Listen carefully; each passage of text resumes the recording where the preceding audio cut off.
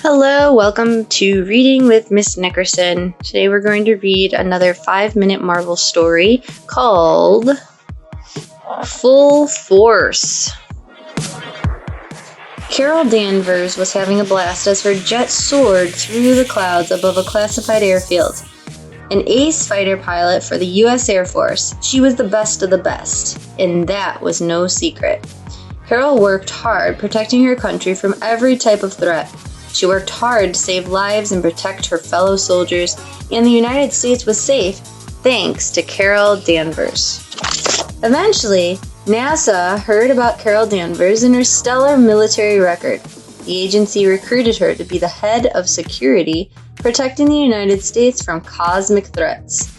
In her new position, Carol learned not only that aliens were real, but that many of them were bent on destroying Earth.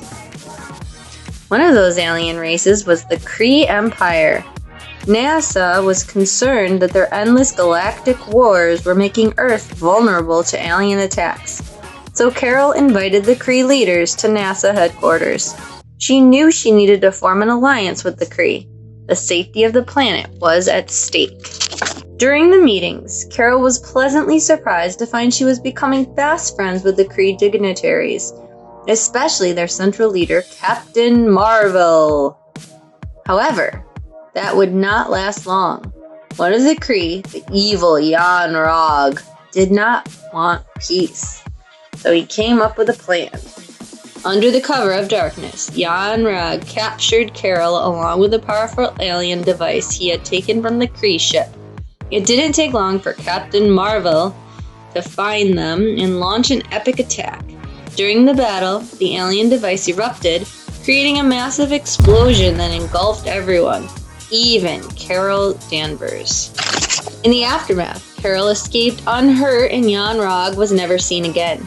Captain Marvel and his fellow Kree left Earth to continue their galactic wars.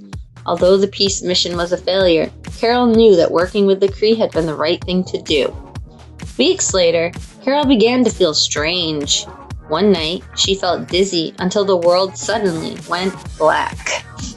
The next thing Carol knew, she was floating. She felt powerful and could create sparkly energy with her hands. Carol Danvers had transformed into a superhuman, and eventually, she would become known as Captain Marvel. The explosion had awakened Carol's superpowers. She started to test her powers and found she could fly through the air just like thinking it. By tightening her fists, she could send blasts of powerful photon energy.